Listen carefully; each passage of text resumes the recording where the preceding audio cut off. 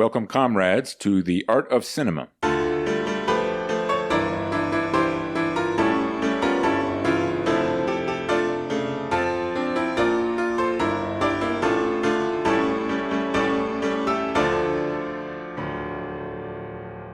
I'm your host, your play-by-play announcer, Colonel T. You may also know me as the highest-ranking member of the Ministry of Propaganda of the People's Republic of F. Thank you, Colonel, and allow me to introduce myself. Joining the broadcast as color commentator, I am your glorious leader, General Secretary F, Supreme Leader of the People's Republic of F. At number 3 on our list of the top 10 films of the 2000s is Castaway. At the start of the film, we meet Fat Tom Hanks. Tom Hanks gained more than 50 pounds for the first part of this movie. Fat Tom Hanks is a systems management executive for FedEx, and he's a workaholic. He and his girlfriend Helen Hunt live together in Memphis. That makes sense, because besides Fat Tom Hanks, old Fat Elvis also lived in Memphis. Tom Hanks is often called to leave Memphis of a sudden to travel to FedEx facilities around the world. Tom Hanks goes to these FedEx facilities to show them how to increase their efficiency and get things done under the clock. He goes to these FedEx facilities to oppress the workers, in other words. Fat Tom Hanks and Helen Hunt are at a Christmas Eve dinner at home in Memphis when Tom Hanks' pager goes off. Tom Hanks and Helen Hunt both immediately realize he's going to have to travel abroad for work and miss Christmas. They do their gift exchange at the airport just before Tom Hanks boards a FedEx cargo plane. Helen Hunt gives Tom Hanks an old pocket watch that had belonged to her grandfather. The watch has her picture inside. Much to her trepidation, Tom Hanks gives Helen Hunt a boxed and wrapped engagement ring and tells her to keep it until he gets home. Then Tom Hanks boards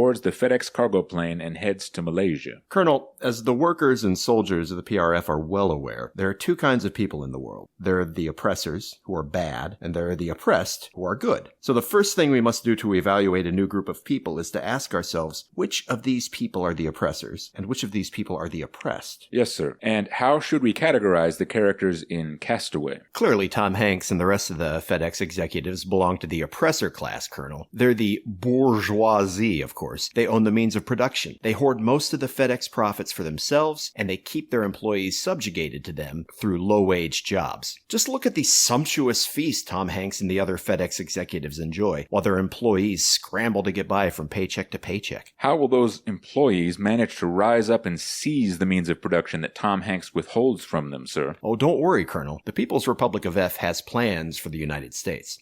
Some turbulence wakes Fat Tom Hanks up on the plane somewhere over the Pacific Ocean. He gets out of his seat and goes up to the door of the cockpit to talk to the pilots a little. They're on edge. They've departed from their charted course to fly around a large system of storms, but they've lost contact with air traffic control. Then something explodes in the airplane, and it starts plummeting towards the ocean. One of the pilots gets Tom Hanks strapped back into his seat with an inflatable life raft and tells him they might have to ditch the plane in the water. But Tom Hanks sees the pocket watch Helen Hunt gave him on the floor some distance away from his seat. So he gets out of his seat again as the plane goes down, struggling to try to get the pocket watch back. And it turns out that getting out of his seat to get the watch is the reason why Tom Hanks survives the plane crash. It's as though Helen Hunt is Tom Hanks' guardian angel. Okay. But if we're going to narrow the FedEx bourgeoisie down to just Tom Hanks and Helen Hunt, that means we must reevaluate. All societies, even societies of two, must be understood in terms of socioeconomic class struggle. Between Tom Hanks and Helen Hunt, which one is the oppressor and which one is the oppressed? I don't believe Castaway has answered that question, sir. Let's keep going through the story. After the plane crash lands in the ocean, it sinks and breaks apart. Since Tom Hanks wasn't buckled into his seat, the water that rushes into the plane washes him over to the right place so that when the plane breaks apart underwater, he's lifted up out of the wreck and is able to use the inflatable life raft to float up to the surface. He narrowly avoids getting hurt or killed as the plane's engines explode when they sink into the Pacific. And then Tom Hanks spends the night getting tossed around by huge waves out on the open ocean. Fat Tom Hanks wakes up when his life raft runs aground on some rocks. The rocks are part of a small, uninhabited tropical island, so Tom Hanks hasn't ended up stranded out on the open ocean. Instead, he's stranded on a tropical island. I bet Fat Tom Hanks was so scared that he took a forest dump.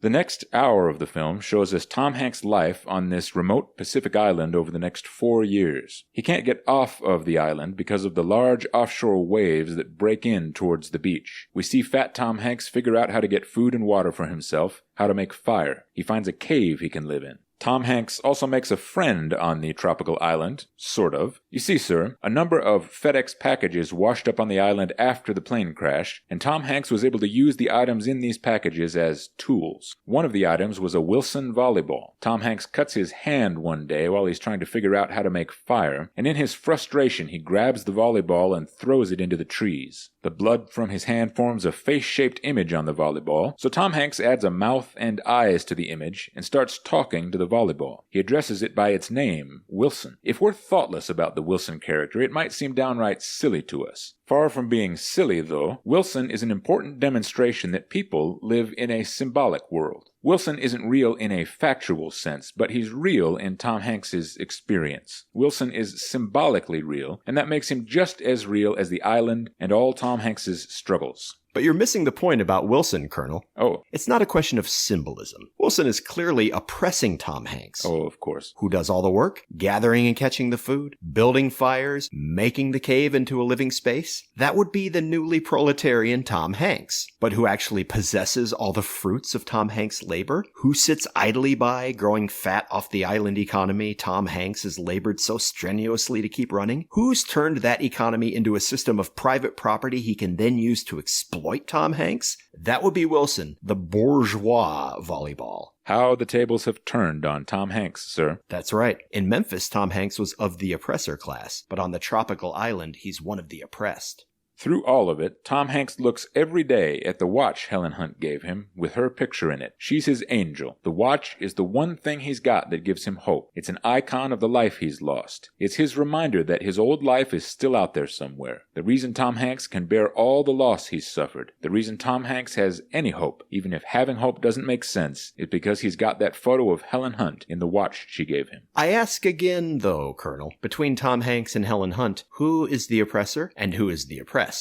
We jump forward 4 years. After 4 years spent surviving on coconuts, crab, and fish on his island, fat Tom Hanks has become skinny Tom Hanks. He must have lost something like 80 or 100 pounds, and he's got long hair and a beard. He looks like an aboriginal caveman, and has mastered staying alive on the island. He can fish by throwing spears into the water from a distance. But one day, half of a porta-potty washes up on shore. Tom Hanks finds it and sits looking at it until he realizes that he can use the two walls of the porta-potty as a sail that will give him the propulsion he needs to crest the large breaking waves off the shore of the island. So Tom Hanks builds a wooden raft and manages to leave the island. He'd rather die trying to get back to his old life than to spend the rest of it alone on the island talking to Wilson, the bourgeois volleyball. Tom Hanks drifts about 500 miles into some shipping lanes and is picked up by a cargo ship. But when Tom Hanks finally arrives back home in Memphis, it's only to find that Helen Hunt had let him go. Okay, here we go. Helen Hunt is married to Chris Noth now, and they have a daughter who's maybe 2 years old. There are plenty of hints and subtext at the start of the film to tell us that Helen Hunt was not faithful to Tom Hanks, even at the beginning of the story, that she was with Tom Hanks because she needed someone to support her while she finished her PhD, but had been having an affair with Chris Noth even back then. A girl's gotta do what a girl's gotta do, as the film tells us. When Tom Hanks gets back to Memphis, it doesn't take him long to put together that Helen Hunt would have to have known Chris Noth pretty well before his plane went down to have ended up married to him and carrying his child so soon afterwards. I knew it!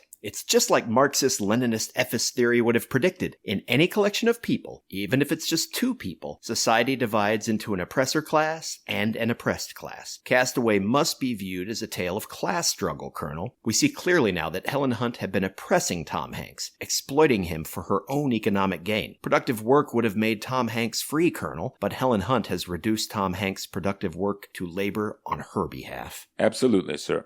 There are a couple of themes in the film to address here. One is that all of us live our lives under the clock. We're all running out of time, and as a result we make decisions we otherwise wouldn't. In Tom Hanks' case, whether he's a FedEx systems analyst trying to get packages delivered on time, or a castaway on a tropical island trying to build a raft in time to launch it into the spring winds he'll need to make it over the large offshore waves, his life is ruled by the clock, and the clock is running out. In Helen Hunt's case, she's trying to finish a doctoral degree in time to start a family afterwards. She lives her life, too, trying to beat a ticking clock. Time is running out for all of us. Helen Hunt might have held out longer in hope that Tom Hanks had survived the plane crash, but she didn't have the time. And also she was oppressing him. Yes, sir.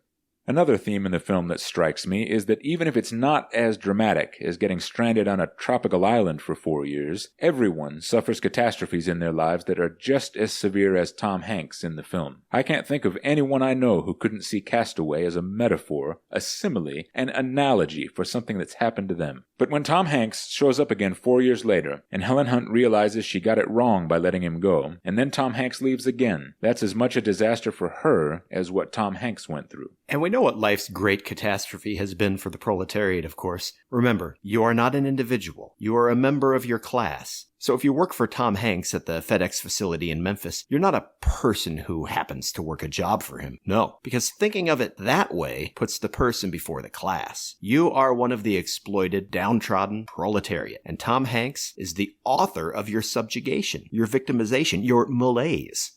The last scene of the film involves Tom Hanks delivering a FedEx package to Larry White, a woman in rural Texas. We'd seen Larry White at the start of the film. She sent the FedEx package to her husband, who was in Moscow cheating on her with a Russian woman, at the same time Tom Hanks was there for his FedEx job. Larry White's husband returned the package to her unopened, but it ended up on Tom Hanks's plane. When the FedEx packages washed up onto his island after the plane crash, Tom Hanks opened all of them except for hers. The angel wings image she'd painted onto it made him pause. Maybe those wings meant something. So instead of opening it, looking for tools inside he could use to survive on the island, Tom Hanks decided to leave the package be and return it to the woman if he ever got off his island. For the 4 years Tom Hanks spent on the island, he thought that Helen Hunt was his angel, the one out there waiting for him, his reason to try to get back home. But at the end of the film, Tom Hanks realizes it was Larry White in Texas, someone he'd never met, who'd been his angel. The last shot of Castaway is of Tom Hanks standing at a crossroads out on the Texas plains, wondering which way he should go and what he should do with his life now. He finally looks back towards Larry White's house, where he'd just dropped off the angel wings package, and smiles. It's left to the imagination, but we get the idea that Tom Hanks probably decides to go back and talk to Larry White and tell her his story, tell her how he ended up with her FedEx package.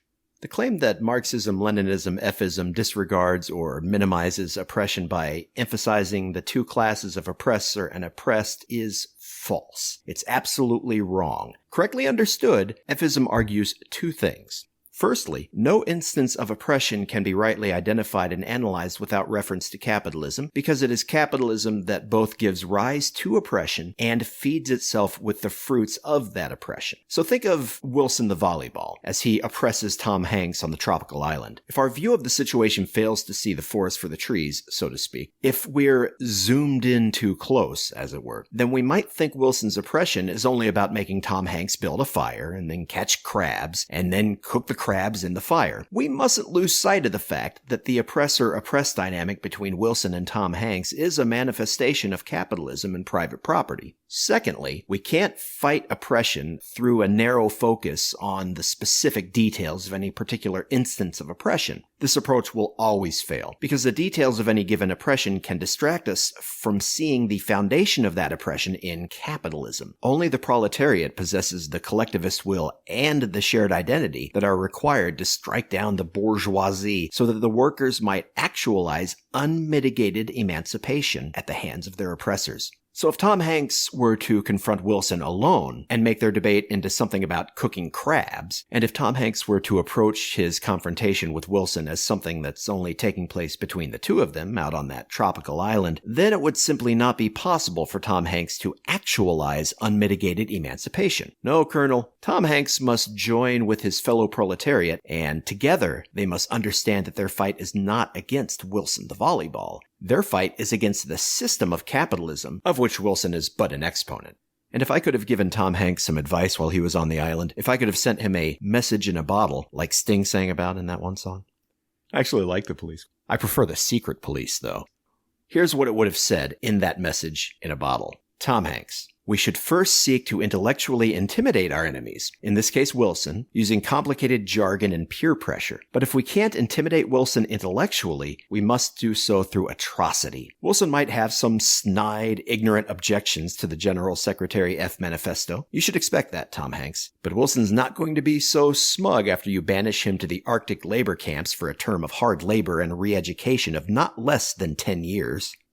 Workers and Soldiers of the People's Republic of F, Castaway, is number 3 on our list of the 10 best movies of the 2000s. This has been the art of cinema with our glorious leader, General Secretary F. Let us maintain vigilance against the ever-looming threat of an American invasion. You are required to report any non-participation or dissent amongst your comrades. Don't forget to tune into the art of cinema again next time to discover which film ranks at number 2 in your next mandatory re-education session.